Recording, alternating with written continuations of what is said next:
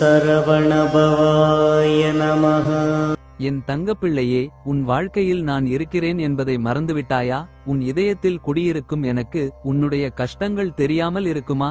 என்னை முழுமனதாக நம்பி பொறுமையுடன் காத்திருக்கும் உனக்கு எந்த துன்பமும் நேராது.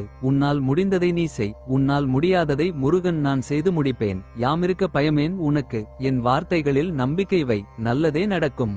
என் பிள்ளையே, ஒவ்வொரு நாளும் நீ என்னை வணங்குவதற்கு முன், முருகா, அறிந்தும் அறியாமலும் தெரிந்தும் தெரியாமலும் நான் செய்த சகல குற்றங்களை மன்னித்து எனக்கு அருள் புரிவாயாக என்கின்ற இந்த வரிகளை சொல்லிக் கொண்டு, பிறகு உனக்கு என்ன வேண்டும் என்பதை என்னிடம் கேள். உனது கர்ம வினைகளை நிவர்த்தி செய்து எனது ஆசிர்வாதங்களை உனக்கு பரிபூரணமாக தருகிறேன்.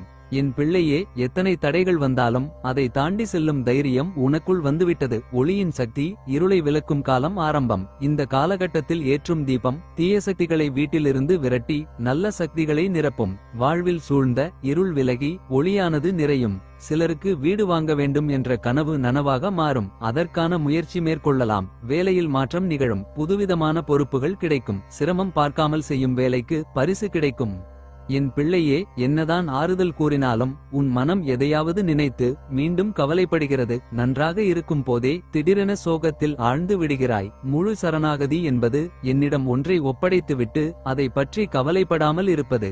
ஆனால் நீ என்னிடம் ஒன்றை ஒப்படைத்த பிறகு மீண்டும் கவலையில் ஆழ்கிறாய். உன் ஆழ்மனதில் சேரும் கவலைகள்தான் உன் வாழ்வை கவலைக்கிடமாக ஆக்குகின்றன. உன் நல்ல குணத்திற்கும் பிரார்த்தனைக்கும் பல நல்ல முன்னேற்றங்கள் காத்திருக்கின்றன. தீபம் ஏற்றும் போது உனக்கு வேண்டியதை மட்டும் கேள். அதற்கு முன் அமர்ந்து கவலைகளை சிந்திக்காதே.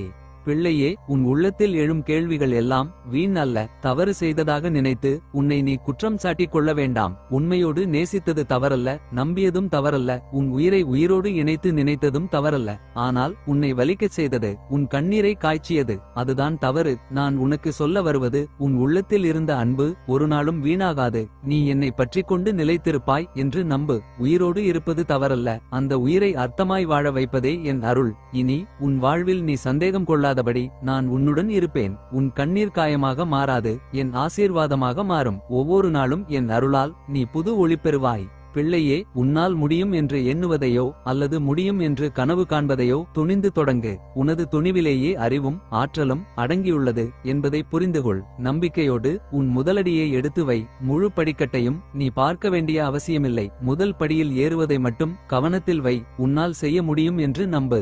ஒன்றை செய்ய முடியும் என்று நீ முழுதாய் நம்பும்போது உன் மனம் அதைச் செய்து முடிக்கும் வழிகளை கண்டறியும். ஒரு காரியத்தில் வைக்கும் நம்பிக்கை அந்த காரியத்தை முடிக்கும் வழியையும் காட்டுகிறது. நம்பிக்கையுள்ள மனிதனுக்கு எப்போதும் ரோஜாதான் கண்ணில் படுமே தவிர முட்கள் இல்லை.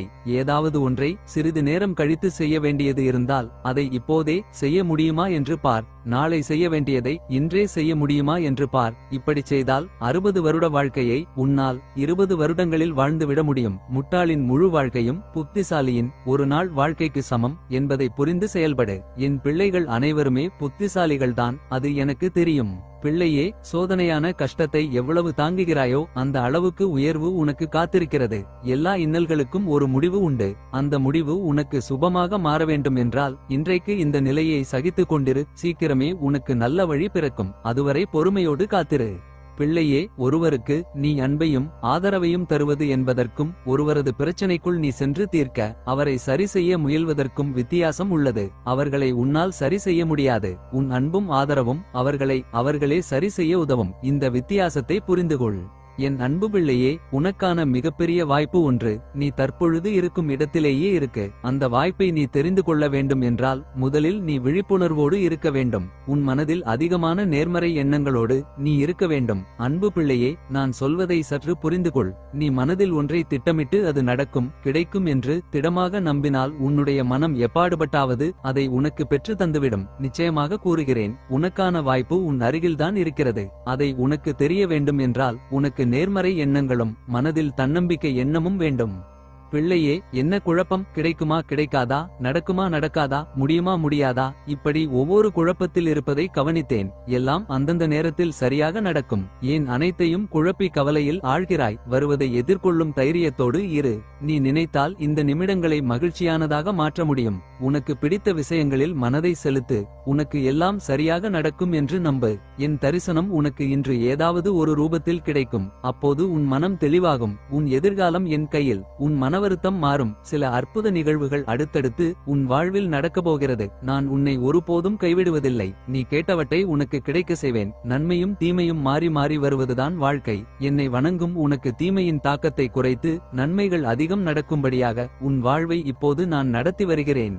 உன் வாழ்வில் பல நேரங்களில் உனக்கு எது சரியோ அதை நான் உனக்கு தந்துள்ளேன். இருந்தும் சில நேரம் நீ நினைத்ததை நான் உனக்கு தராதபோது உனக்கு வருத்தம் இருப்பது நியாயம்தான். ஆனால் நான் உனக்கு தந்த ஒன்று, உன் விருப்பத்தை மீறி தந்த ஒன்று, கண்டிப்பாக உனக்கும் உன் வாழ்க்கைக்கும் பிற்காலத்தில் நன்மையானதாகவே இருக்கும். எனவே மனதை அமைதியாக வைத்துக்கொண்டு நடப்பதை கொஞ்சம் கவனி. நல்லதே நடக்கும். பிள்ளையே, ஏமாந்து விட்டோமே என்ற மனவேதனையில் உன் விழிகள் ஒவ்வொரு இரவும் உறங்க மறுக்கிறது. இனி நான் என்ன செய்ய போகிறேன், யாரைதான் நம்புவது என்ற உன் புலம்பல் புரிகிறது தங்கமே. உன்னை ஏமாற்றியவர்களின் நிலைமையை உன் கண்முன் தெரியப்படுத்துவேன். ஒருவருடைய வாழ்வில் அதிக கஷ்டங்களை மட்டுமே பார்த்தவர்கள் அளவுக்கு மீறிய அன்பை மற்றவர்கள் மேல் வைத்தவர்களாகத்தான் இருப்பார்கள். பிள்ளையே, பாச போராட்டங்களுக்குள் மாட்டிக்கொண்டு தவித்தாய். அதிலிருந்து வெளிவந்து வாழ்க்கை போராட்டத்தில் வெற்றி பெறும் கட்டாய சூழலில் உள்ளாய். பாசத்தில் மாட்டிக்கொள்ளாமல் வாழ்க்கையை வென்றெடுக்க நீ திட்டமிட்ட பாதையில் செல். தடையாக நிற்கும் மாயைகளை கண்டு தயங்காமல் முன்னேறு. மீண்டும் சிக்கலில் சிக்கிக்கொள்ளாதே. பலமுறை உனக்கு எச்சரிக்கை தந்துள்ளேன். மீண்டும் நினைவுபடுத்துகிறேன். நான் பார்த்துக் கொள்கிறேன். நீ முன்னேறு.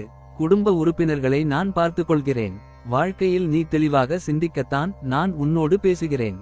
பிள்ளையே, நீ கேட்ட வரங்களை நான் தந்துவிட்டேன். உன் மனதில் எழும் தீய எண்ணங்கள் அனைத்தையும் நான் எரித்து சாம்பலாக்கி விடுவேன். உன்னை சுற்றி வரும் ஆசை பற்றுகள் உன்னை கட்டிப்போடாமல் சுதந்திரமாய் உன் ஆன்மா உயர்ந்து செல்லும்படி நான் வழி செய்வேன். யார் எதை சொன்னாலும் பொறுமையோடு இருக்க உனக்கு வழி காட்டுவேன். வாழ்க்கை எத்தனை கடினமான சோதனைகளை கொண்டு வந்தாலும் அதை தாங்கும் வலிமையே தருவேன். உன்னை வெறுப்பவர்களை நீ வெறுக்காமல் அவர்களை மன்னித்து உன் பாதையில் அமைதியோடு செல்லும் மன அமைதியை நான் தருவேன். எல்லாவற்றிலும் முதன்மையானது என்னை எப்போதும் உன் நெஞ்சில் நிறுத்தும் அன்பு, பிரியாத நம்பிக்கை. அதை உனக்கு நான் நிலையாக பதிய வைத்து விடுவேன். பிள்ளையே, நீ கேட்டபடி உன் வாழ்க்கை அழகாகவும் வலிமையுடனும் நான் உருவாக்கி தருகிறேன். பெற்றுக்கொள். பிள்ளையே, உன்னை சுற்றி நல்லவிதமாக எல்லாம் நடப்பதற்கான சூழல் எங்கோ எப்போதோ தொடங்கிவிட்டது. இப்போதுதான் நீ உணர்கிறாய். ஏனெனில் இப்போதுதான் அது உன்னை வந்தடைவதை நீ புரிந்து கொள்ளப் போகிறாய். நீ என்மேல் சில நேரம் செல்லமாக கோபித்துக் கொள்வாய். ஆனால் நான் உன்னை ஒருபோதும் கோபித்துக் கொண்டது இல்லை. நல்லதே நடக்கும். உனக்கு நடந்த அனைத்தும் நான் அறிவேன். உன் நம்பிக்கையில் நீ செய்த ஒன்று தவறு என்பதல்ல. ஆனால் அந்த நம்பிக்கையை கொடுத்து உன்னை ஏமாற்றியவர் என்னிடமிருந்து தப்ப முடியாது. எங்கும் நிறைந்தவன் நான் என்று உனக்கு நம்பிக்கை இருக்கிறதா? இருந்தால் எதற்கும் அஞ்சாதே. பிள்ளையே, உன்னை தொடரும் துயரங்கள் இன்றோடு விலகட்டும். நீ விரும்பிய வாழ்க்கையை வாழப்போகிறாய். உன் எதிர்காலம் வசந்த காலமாவது உறுதி. நம்பிக்கையை இழந்து விடாதே. இது என் சத்திய வாக்கு. நிராகரிப்புகளைக் கண்டு நெஞ்சு உடையாதே. உன்னை யாராவது தூக்கி எறிகிறார்கள் என்றால் இறைவன் உன்னை மேலே தூக்கி விடுகிறான் என்று அர்த்தம். ஓம் சரவணபவாய நமஹ.